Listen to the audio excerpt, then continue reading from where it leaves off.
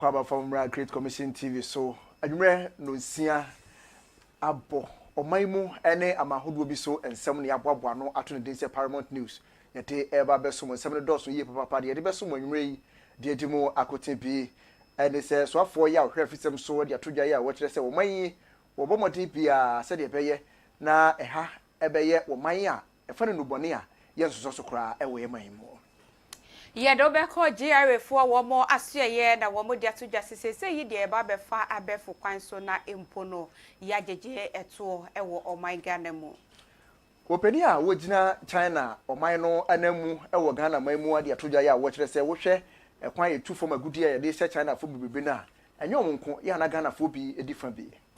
ye do be ko ensem foforo emu na MPP amanyoko no se yi de wo mo encho beto aba eyi frankakwafo de amanyoko na nenam so ama Ghana de hye no mo ebi kasa opani ba ko so ede ne ho agim hwan a enwumere ye behwe ensem yi abomo ede ama ensem bi ka we ho na yabo ne nyina no ede ba besom enwumere di mu aseta ma enwumaku a wo mo adaroma wo tom yen Eden Hills Residential Services Sebrai na wo moawo na eba ne nsase ho nsensem ne nyina da Fabeta na pam hola sevia heba center da romo beboawo ama wapomudi etime gina na so yi papa fe enagat medicated toothpaste edo so beboawo ama nwumre yi otima po wose so kama yewram ewo Center for Apostolic Ministry Apprenticeship na fe go sem travel and tour wonu nyina ka ho bie eboa ama nwumre yi ye de nsami ebe somo akenkafo ayeme omahene Kofi Asempa mene na nekwia achireba acha ebusia ma yemu adwo emu akwaba emrakase yi eso na yentwa ye ho komra ye ba ensam no enchemu ankasa ye de besmo ko YouTube a ye dem live ewo hodoma obetimi ahwe ye bomodia so be comment ni wa like wopia so ema foforo so enya bihwa ebetimi aboa Play Store App Store ye app ne so eda hodoma obetimi edibia to phone so no wahwe de ekoso ewo ahanom nyina ye twa ye ho tiawa ye ba ensam no enchemu ankasa ye de besmo ye ba sisia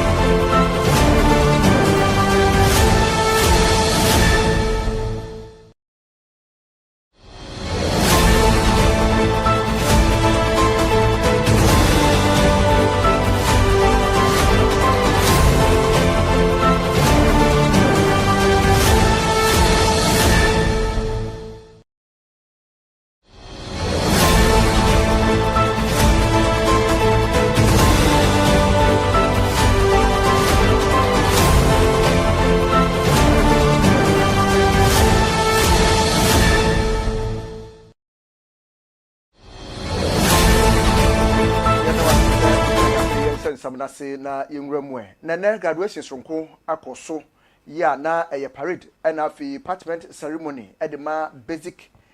narcotic cadet course 8 course so ni nyina narcotic control commission ya na wo pawo emabru bi ya na wo mafantete mu awie na adwumade no ase no so afo ya wo hwefisem so nyamfo muntaka Muhammad Mubarak pie mu honom ya wo kasa kakra edeto Narcotic Control Commission fofofo yi kura ya pa wo mu anim se wo monyere wo ho na adwumadi ya wo babedi no wo monyere wo ho eni ne ye papa san se wo mo de hyehyɛ agu akwam ene Narcotic Commission no edi dwuma se de beye na wo man ye wo mu yi ebeye wo man a ye ka nubone pa wo manfo besuro so mo di nubone e fa san se wo hwɛ na nsan se de aposifo ani abre na wo mo ne narcotic fo aka bom na wo mo kyekyere nubone ahodo a wo manfo edi dwuma wo ho no a etimi hunu se ampa oman ye ni abere ye papa nti ba wo ba monten so yi wo mehwe so mbedi dwuma aboa na dwumadi a wo mpanifo asase no wo so ebeto aso na ye ka nubone a oman Ghana de ebeye oman a enubone enim enti dwumadi no wo de aso mo nsa so mo nyere mo ho na wo nye ne ye papa. Ladies and gentlemen, the challenges posed by the world drug problem cannot be overemphasized. Drugs are tearing apart families and communities, causing unimaginable health crisis and national security threats. Alarming rise in young people becoming addicted to prescription drugs is particularly worrying. This trend not only threatens individual lives, but our society as a whole. Ghana is not immune to the scourge of illicit drug trafficking and substance abuse. Once again, to the graduating officers, cadets, today you join those who have chosen to serve with honor and selflessness. The road ahead will not be easy, but I strongly believe that you have, through your training, been prepared for the task. You are going to be the front line in this war against drugs. I urge you to carry out your duties with courage, professionalism, and compassion. The recent increase in seizures of illicit narcotics drugs and the arrest of suspected drug traffickers is an indication of our renewed fight against illicit drugs. Let me state unequivocally that the increase in the arrest is an explicit manifestation of much more tighter measures put in place to make Ghana unattractive for illicit drug trafficking syndicates. As you may know, drug trafficking networks have become more invasive and complex in recent times, exploiting our borders, our youth, and our vulnerability. But let me be clear on this: we will not sit idle. To achieve this, we must adopt a diverse approach. Enforcement alone is not enough. We must strengthen our preventive programs, enhance rehabilitation efforts, and strengthen international cooperation to tackle this menace at its roots. To this end, I have directed the Narcotics Control Commission as a matter of urgency to operationalize the Substance Use Disorder Rehabilitation Fund as provided for in Section 22 of the Narcotics Control Commission Act 2020. The fund will facilitate, among others, research in the areas of addiction disease and treatment of persons with substance use disorder, as well as setting up of rehabilitation centers for treatment of persons with substance use disorder, as drug use is a public health issue. I commit to donating to the fund a seed money and urge all and sundry, particularly corporate bodies, to support the fund as part of our corporate social responsibility in addressing the threat of substance abuse that is becoming a canker among our youth.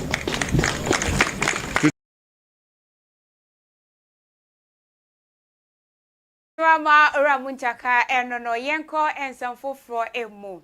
June Bosumene etoso edu ena ebabeto dwasese se yidie Ghana by mampeni John Dramani Mahama ediaba se okọ eye Jubilee House dia ene se obeso TV ne watimi ahwede ekoso oman Ghana mudia na ne obebomodea na odia to Ghana yankasa yede na eye biebie wa hanom no ene eba ne se satellite ene DSTV dia eno no bi ani ho akwanya se obetimi subscribe na empo aban akwakotua ho eka esanse wo hwe hunu se yi edie resetting agenda no obefrase e wono ankasa ne die emu entisika ekomu wo honom no ne nyina no tintontan wo yi ne nyina ede efi honom obi a enkonkohwe TV fufuro bia gise yankasa yede a ye wo ewo oban Ghana emu na nsam yi babeto odwape na Ghana fo no bi kasa se o dia ekoso die ekabe esa no ayede kakra enam so enti ama minister edema eye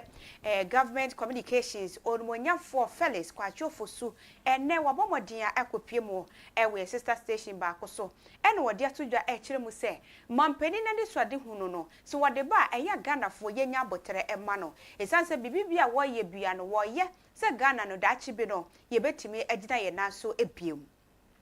wasisi ye hwe aban dada ewo abra no wote abenwa so na okọ Jubilee House ene TV stations ahodo anase empo DSTV satellite na wo mo subscribe no ni nyina no wo mo ekeka boma eye 120,000 Ghana cedis na bosumi bia no na wo mo essay ewo sanema wo nyina ho na so aban we aba bosumi bia no sasika no wo be save ede ama Ghana wo kire mu se ni nyina no se ewo hono mo ye betimi dia konkronkuma ne mu ene de oni nsuo de woni kwan papa de woni nneoma bia wo se ye de yeboa no ni nyina no wo mo de bekwa ye editing time se wo mpe se wo behwe Ghana yankase stations ne dia ene na wadumu TV no yenkonkotie ora Felix Kwachofosu ne nsema wadi tujwa ene. On the social front, And on about every other front, we see clear, measurable change. One of the things that dominated the discussions around the elections was the state of the economy. Particularly of interest to the people of Ghana was the issue of economic hardships, the escalating price of goods and services, and the general cost of living. So we made a firm commitment to reverse that. President Mahama was very emphatic about doing something about it. And indeed, in the last 6 months, everybody will testify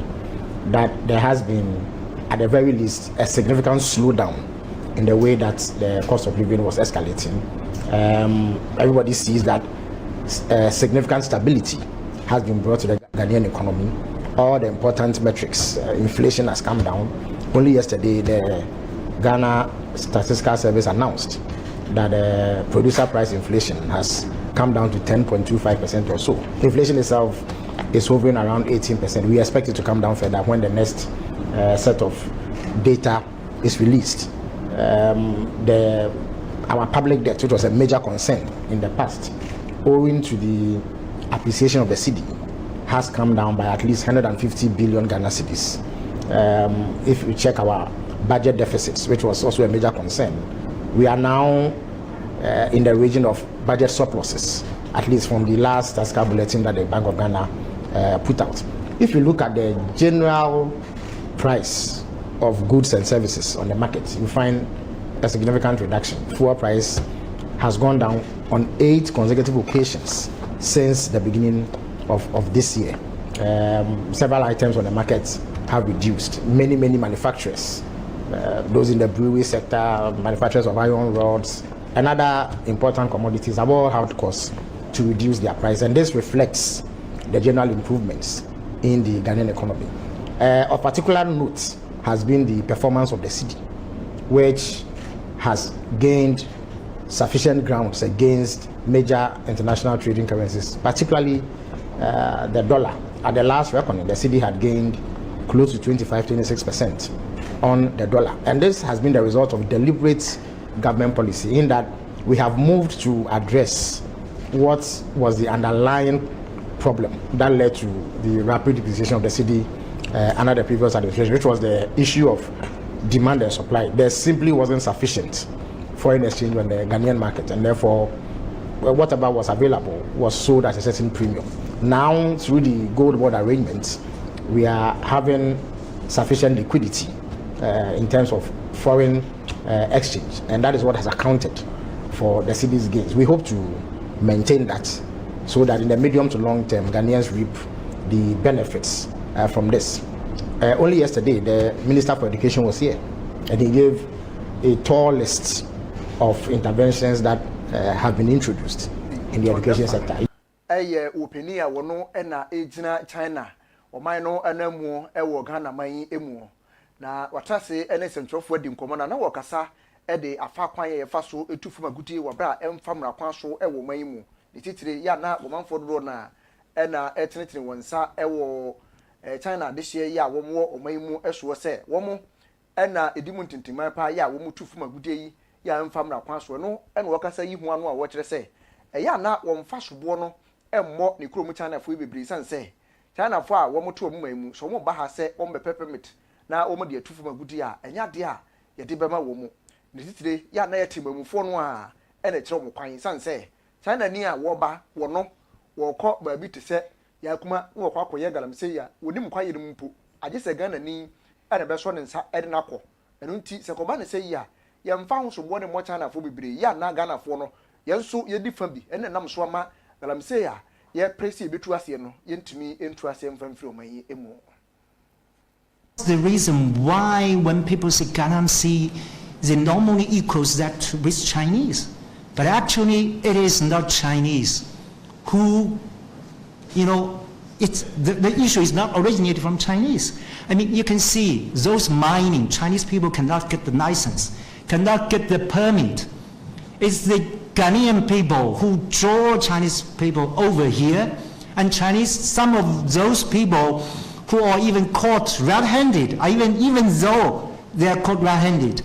they are just, they're just some like migrant workers to come here to make a living. I'm not treated well. because they always say, because I have a social media, when I posted X on my social media, then people say, hey, Ambassador, Galamsey, it seems, Galamsey is caused by China. So this is unfair to me. Am I correct? This is unfair to me. This is really unfair to me. And unfair to the majority, majority of Chinese. They have involved a lot of sectors. You can see, you can say, a lot of buildings built by Chinese companies, your roads built by Chinese companies, your port built by Chinese companies. But is any normal Ghanaian people know about this? Or even they know it, they always say Ganamsi. They always say Ganamsi.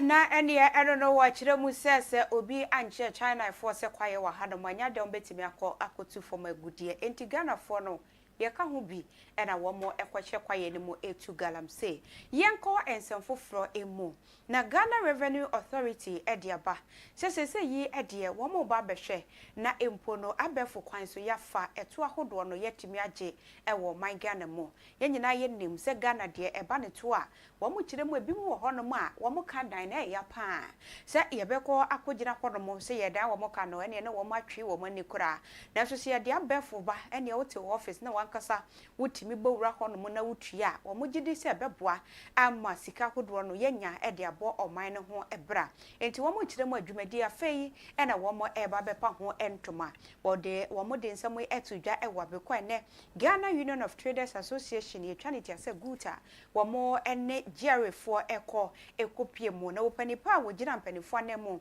ede ensamo etudwa eye Commissioner General ede Ghana Revenue Authority Ora Anthony Kusibuatin wono ena ede ensamo etudwa owie yepe eye guta president Ora Joseph ono so ebomodia ede nsam etwaso.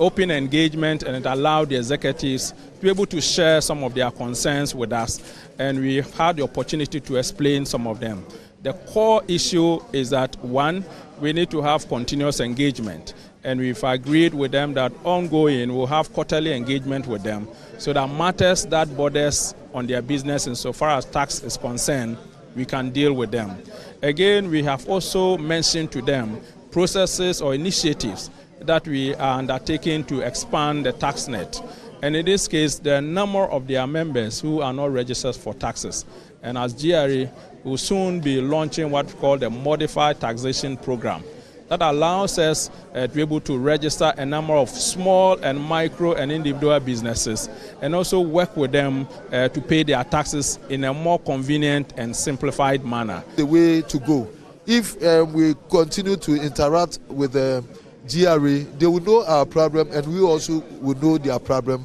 and then we will be able to communicate to our members. This only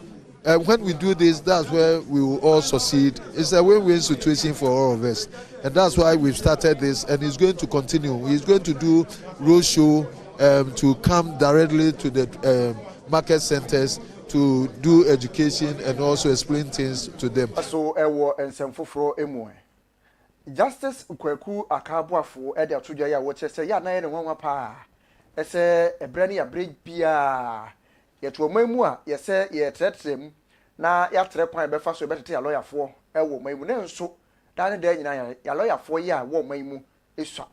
wo de sansemi nyina atudwa ene abra ukopie vetting committee anim na wototo na no ebisa ne sem no wo kire mu a wo kire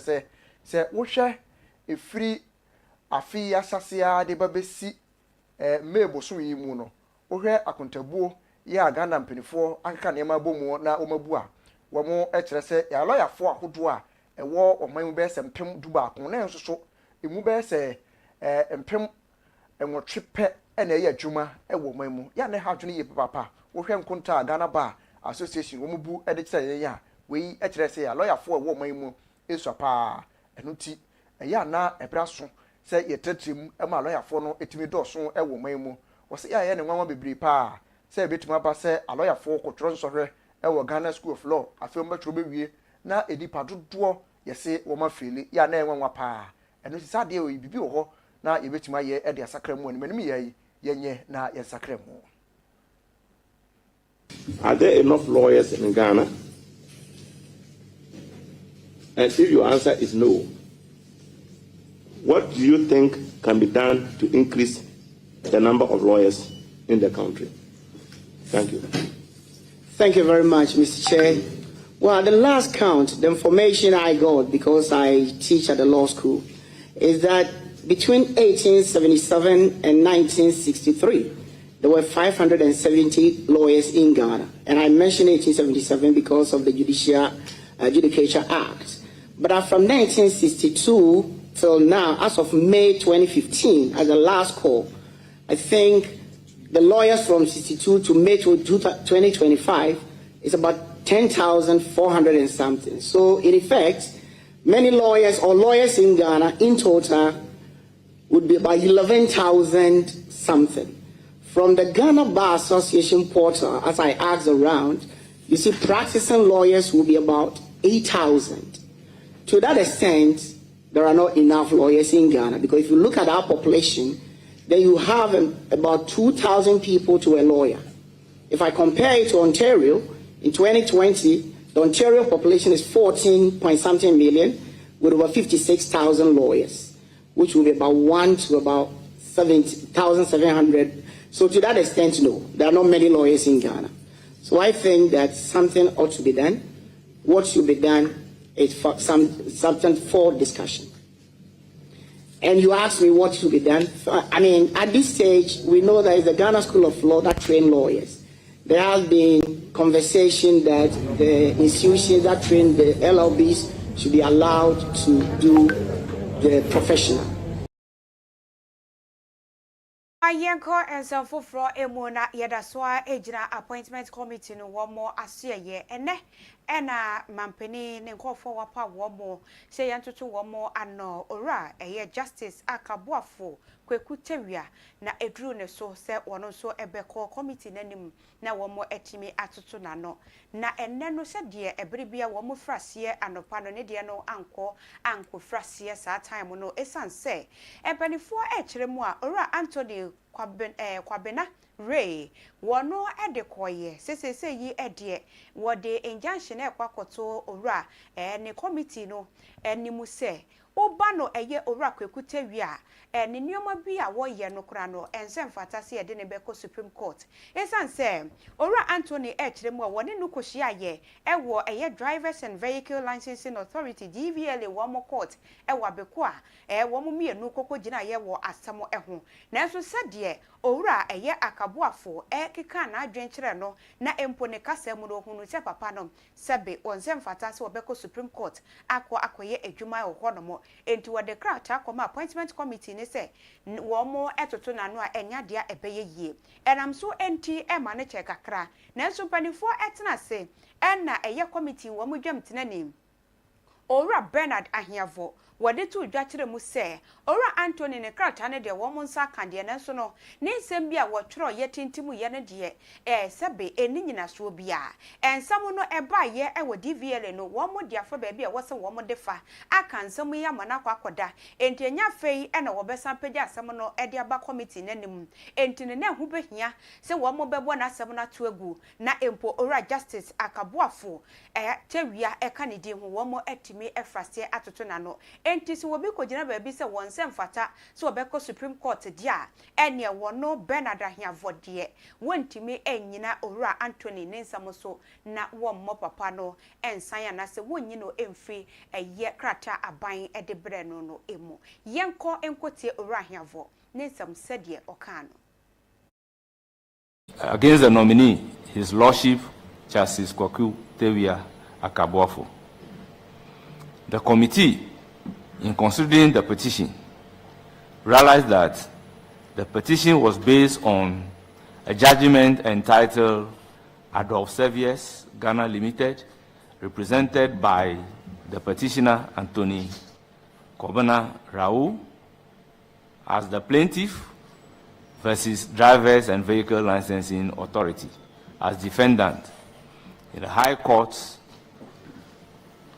General Jurisdiction Division, particularly Court 6, in suit numbered GJ 635/2017, which was delivered on the 26th day of November 2019 by the nominee sitting as the High Court judge. On page 22 and 23 of the judgment, the court made quotations from a letter in evidence that contained insults against Ghanaians by the petitioner. This was what the petitioner referred to as insult and attack by the judge in his petition, for which reason, in the view of the petitioner, His Lordship Justice Kwaku Tewia Akabwafo should not be considered for nomination and appointment to the Supreme Court. The committee, after due consideration and careful reading of the petition as well as the judgment, came into a conclusion that the allegation contained in the petition that the judge has insulted and attacked the petitioner is completely unfounded. Furthermore, by a judgment dated 22nd June 2023, and entitled Ad Observia Ghana Limited, represented by Anthony Raoul, the petitioner herein, versus Drivers and Vehicle Licensing Authority, the petitioner had appealed against the said judgment of the High Court, presided over by Justice Akabwafo, to the Court of Appeal. And the Court of Appeal, in suit number H1/10/2023, dated 22nd June 2023, delivered judgment on the issues, having considered the totality of the evidence and the judgment. The appointment committee cannot therefore be constituted into the Supreme Court and Judicial Council to review the judgment of the Court of Appeal and take disciplinary action respectively. We are of the view that all issues raised in the petition has been appropriately dealt with by the court. Honourable members, the petitioner furnished the committee through the clerk additional documents. The committee duly considered the additional document and realized that it was a petition by the same petitioner alleging corruption against one Charles Aidan, Deputy Director of Finance of the Judicial Service, addressed to the Chief Justice on 26 April 2021.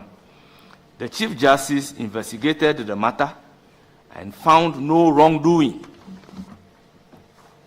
against Charles Aidan, the Deputy Director of Finance, and accordingly communicated his findings to the petitioner therein, who is also the petitioner hearing.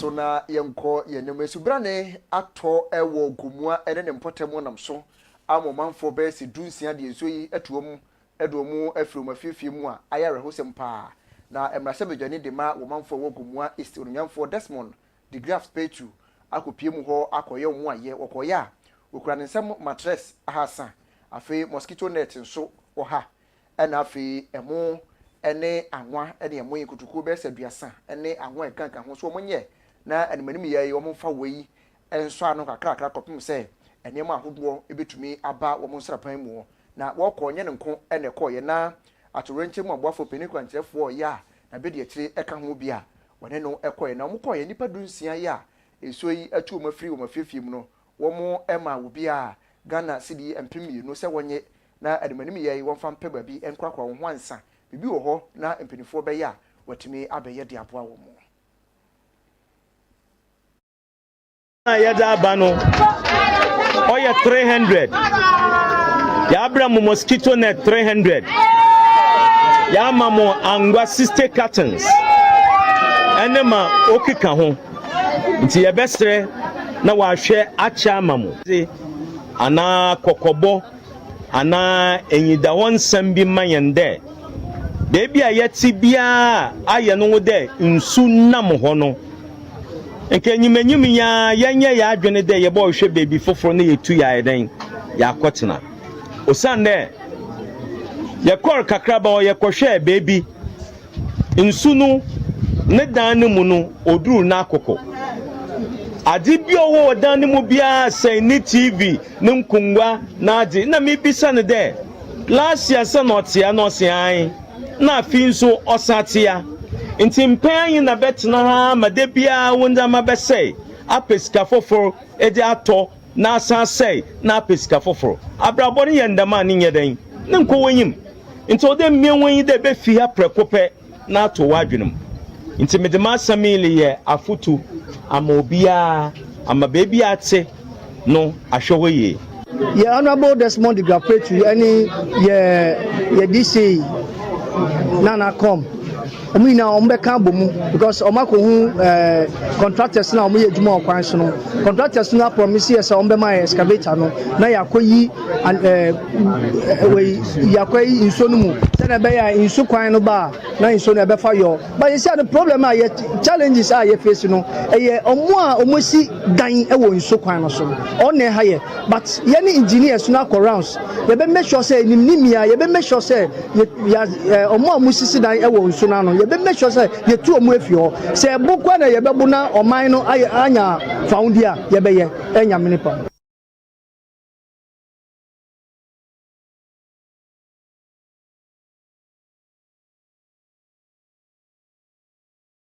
na yembora NPP amanyokuo no emo na womo akọ enhyiamu na enhyiamu die na se na womo de tu dwase January bosume ne da etoso aduasa baako afempinu ne aduonu ensia emu wombehwe na womo ato aba eyi obi obekuta franka ede ama amanyokuo no nyina no eye afempinu ne aduonu wotwe abato ayebekọ akoto no emu enam so enti ama me ne wo ekase de nkofo beye makomako enum na womo atwe womo ti se womo betimi agina na ya to womo so aba eye mampeni dada na bede che Dr. Bawumia eka ho ebi enre yada eye asoafo hodo bi womo wo mrahye bedwam a womo wo hono ewo MPP amanyokuo no edimu emu aduosia ekokopie mu ewo Dr. Bawumia ne office na no na Ganafo no mo ebi eka se eka me esese yi ede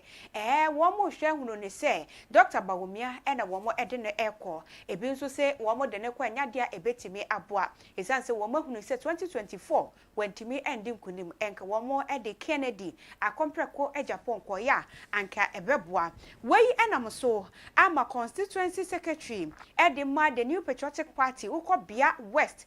mansino emua eno no ewo Western North wode na no atum ena wachire mu se de ekoso no kamia se mampapemu aba ekuo no emu esanse womo nyina no eye nipa bako emma kokoba dedeba womo nyina ye krobofo ma entinu mpanifo nhwe na womo nka womo mom nimpa baako na womo de ne bekọ a womo emfa no enko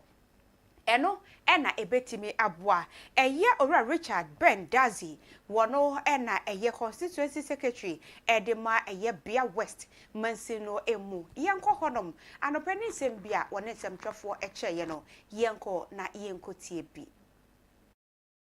wete no enu nti na asa obehwe a eye neck decision a eba ne say ye hu ni say eye the presidential candidate no na ede disunity eba party nim nti no mu propose say ye meto presidential candidate no first and nti ye to sa presidential candidate ne first ebe di asumdie beba ya anya ne sa na se start say e call to polling station presidential candidate be start say omo be show interest ewo polling station abato na ye ba abatunim and in no better I say obe field eye ne nkofo a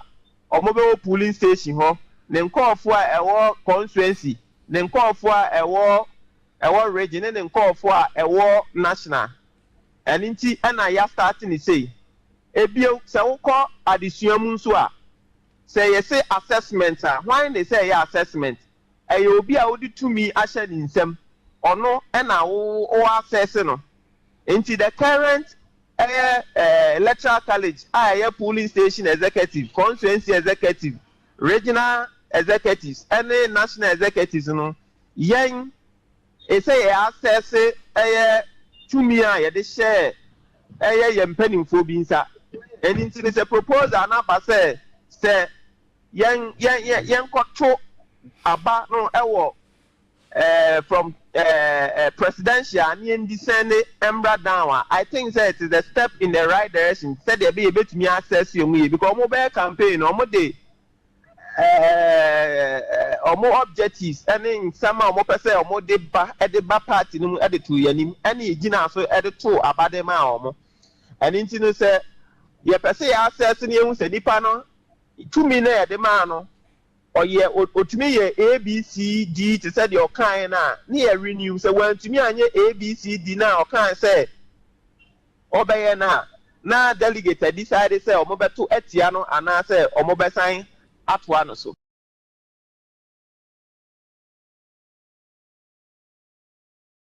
na development retreat for chiefs and MMDC is dwumadi ye ne akoso ewo esipon ewo atoye mantam no emu na dwumadi na se no otonsa e de frɛ mantam no so aforum yamfo Joseph Nelson sɛ womrai na womekasa kakra ewo ase na dwumadi na se ene wode to na nom hemfo anim sɛ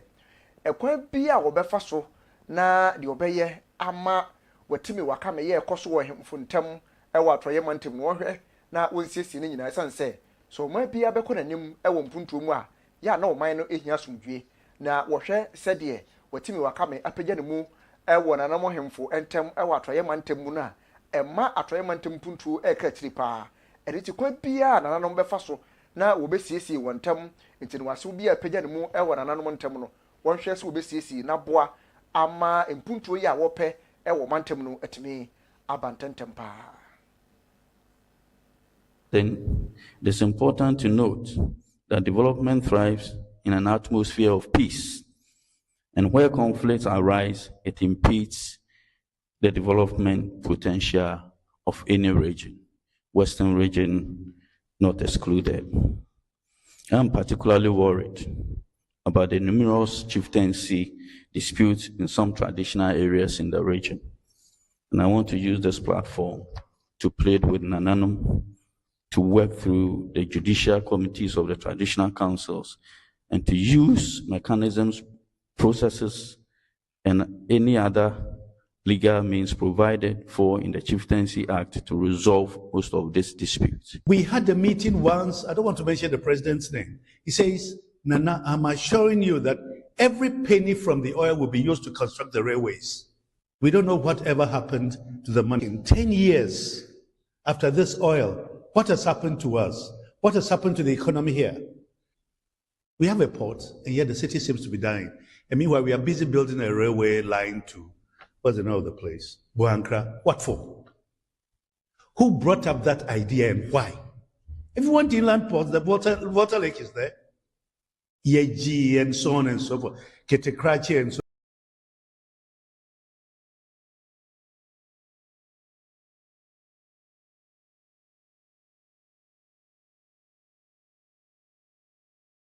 No, on for Joseph Nelson was say one more shame papa and be a cost walk on one more into a seer. Yanko and some for floor emo. Natrifu bomposo, sanso and a inswechi, trifu 34, and trifu nyama crum, Ninano ewo trifu a timo quamensino emo, and finfinimantum asam, and at me kay. Menoka say in subrane ato ewo sanko to a hodwa and 9 ye eswa, and yasam ketwa, and I'm so ama enko 4 beye 200 dear, baby a woman do one tibetono, aqua yasam, woman nyama, one more train aqua cobu, sorry demo, and ye oko na coco depo. Now the aquaco honomo na dia fra coco no and ye coco cratch open a chawa now what the honomosa and I'm soon tea and more f sre at rencham wafo do me poor honomo me chanad move for say and when we ya one woman sra bemo and ye kurano see bema one more a ye mattress be student one ibi cra one with the one tibeto so a fay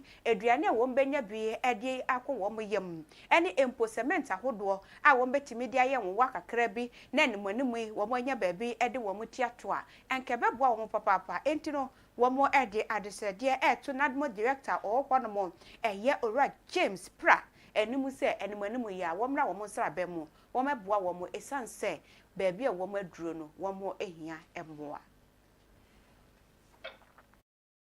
ya 19 krodo na nkura ekwa ni nam so nyina in fact nsu eto na any 3 days de aye ewo ho no ya be stress na nanom a asase ye mo de a ye te so a obi be si dan a na ye mo na madum na asase ama na esi ni dan ka kire na nanom se efi na ekwen we de ya chopa se mu twa asase ama obi so onto a na nsuo benwa sa asase ne de ye be sre na nanom be sre mu a asase no mo ma ne nda o ani tie be sre na nanom efi na ekwen de na de bofo de ye de ani akohunu e kama kwa se nsuo ni a na asase ni wo bebisa yesi etofi na bi wo fi nsuo beto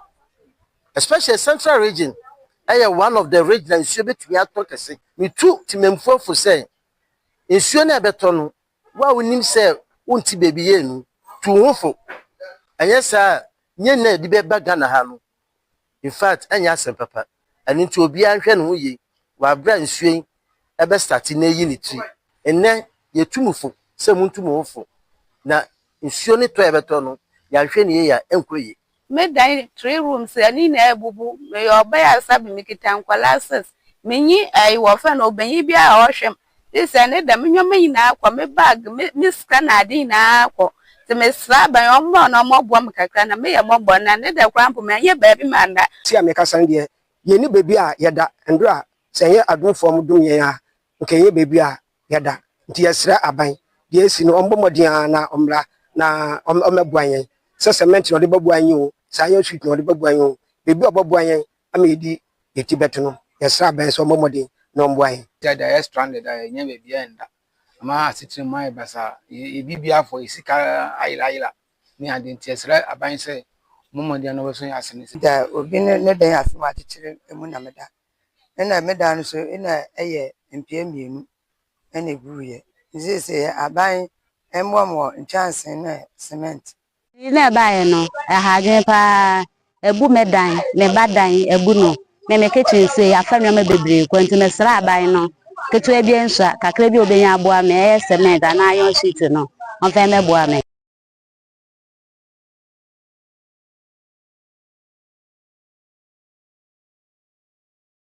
yɛnkɔ yɛnim na yɛnto ansɛm no so yɛde ne kyerɛ mu ɛwɔ amahodoro so nsɛm emu ɛnɛ Britain man no emu emrasebegyafo ɛtena se ya na wɔmbobo nsɛm ho a na nsɛm ana wɔmbobo ho ne nyinaa ɛyɛ anamotuo ya aman bi te sɛ Canada, New Zealand, Spain ɛna afei Australia atu ho anamo dada na afei ɛna Britain man no so etu ho anamo bi ne nyinaa ɛne sɛ wohwɛ woman ahodo a mbombo so mu a ekoba se obi ehu dodo no na okwa resabia na doctorfo ebo na no ba se yade a woyade no entumi emfa ne ntena atasefa asase so enche bia ayre so abosom nsia ntamu wobekwa a eno saa nipa yi hwe na saa abosom nsia yi wontumi entwen a woni a doctorfo mienu na afi jaje ba akoka ho hia na wono akasa aduru a wohwe wode beka na no a betumi ama na kontem no na womasinsan kata na wode akana no na watwa na nanom ewo nsieto ene na Britain so mra se bedwa no tenase edadan emra ani eyese saade yi wo so omate ase bi enuti wo moto ho aba enam so ema nipa ahasa ene edunan eto se yenye saade yi entum ewo Britain emu ahanu ene aduokron ba kon so kire se da bi wo mo enye ntum ti se de asia kokoye na che se enipa dodo na ena ato apa se yenye ntum ewo Britain enuti wo bo nkrata achi e de akọ aban no animu se de be ya wono so betumi age atum na fe ababe mra ewo Britain man mu se wo yade na se wo hwe na yade no wo nche wa asase su a wo pe wo mu aloya fo mienu adokta fo mienu na wo pe lawyer ni ba akoka ho a wo masinsan nkrata na ne wankasa wapon anu atu na watara nanom ewo nse do ko ba ne sa wo ntena se enche na wo ntete abusuafo sa ena sese die semra yi wo mutime getumu a eba be koso ewo Britain man no emu Hanishima ma yemfree obi man so ensem emu emra Ghana yenko enije ensem emu ye ko hono modia na enye Ghana nyumtini eye samini na watwe mu obomodin ebo apro ekopie mu ewo Ghana Tourism Authority GTA wo mo asoye ewa beko kopie mu ewo owura Abeku Santana ene mpanifo bi enan so na bra okoye ewieye pe na wopieye ena Ghana fo no mo ebi ehunu yese wone wo mo akoyi mfoni pe ena wo mo frase wo mo si oye kan ye se empo no NDC baye wono so ya na ehunu ni se osamini wo honom ene wo de ne ho be fore amanyo semu ancha kura no behuna no okuta party card na wono so eye MPP bapa we enam so enti amasamini ababe kasa ewa beko ene ya wone ensem choni George Kwe ekasa ye wachire mu a enye se bi amanyo semu ti ene okọ honom ena empo no Ghana no enye MPP dia ena enye NDC dia si apa wo pani na wo hwe na wo betimi de wonsem akwakoto nanim na watimi aboa wa entempa so sirima na anye ntia ewo honom wachire mu a ni program wo ba baye no enam so ebinti ena okokopie mu ewo eye Abeku Santana nanso na empo wokoye no wokohia eye resoma enti no so wo mo hu no wo honom a enye se wokose yemma ne party atade anase empo no yemma ne party card na wonfa nkodi ne dwuma debi wono wo ba baye ni program ena hu behia se wo mo nso eba ni se creative art na wo mo ka ho no ebi no wo metimi aboa no ewo kwan ba ko mienu bi so nti ena okokopie mu wo honom enti Ghana fo no mo ebia wo mo eka se wo kwa kodom party A anase party B no wonye na adwensa uhu ni honom a wokoye ekotu anamo edefa na dwuma woye no ehu samini ni sembia ode atudwa eno no Abusha nyina samini nsami suna nsemu ede be sumu na nwumre yemfa ni nyina ensi ye dia seda e ma go save travel and toma da rumbe poawo amo kontu semu nyina atimi aye kama wano ede ama ba no passport ho nsensem anase bia website ne nyina da woto no boase ye ne kama ede ema Center for Apostolic Ministerial Apprenticeship na da rumbe poawo bia na ode yi wani suade hunu nyina ene se obenya medwuma na wasom ne kwampa so a center yi obeboa pa twanetia efre kama obeboa ama da yeso yi atimi abam ede amawo enagad eya posen anwumre yi wokoda ibomoten pebi posen so kama ebeboa wo ama osen ayeden pa na amanfo dompe yi wo so watimi abom bi kama pa wala sevia heba center wo so anada wo beboa wo ama wo nyado wanyina watuase ede amawo aseda bi nkoma Eden Hills Residential Services o mada roma beboa wo nsa asem de ne nyina ede na bam se wo pedan ena atwa ne nyina Eden Hills beboa wo ama aye ohare sokura edi ama nyuma ko yada roma ena nwumre yi omoboa eso yasene ede nsemi ebe somwo omahene Kofi Asempa ene medin mene na nekria acheba acha ebusua ye beda wase papa kwasa ojebre na wutimi ehwe ye Facebook YouTube bia ohwe ye bia no aseda no ebi enko emfama video mu haso production team camera MCR yeda munyina ase eneye na wotwe wie ye ochina bomodin ya sorry na wo kwakọ bia wo se wo ko bia no ko na embom ye nto nsamfre wa enko udidi nso ahwe yie wo ye bibi ahwe soro na hwe fom esanse wo hwe fom panhwa na wakoye bone no Awurade sinse wapampam a wo hwe ebuso ye de besi ha no mo chena bomodin ya hia yen ye de dwumadie na aka nyina no ebeto so e de ama ye ma mo ne hwa adehye yakramo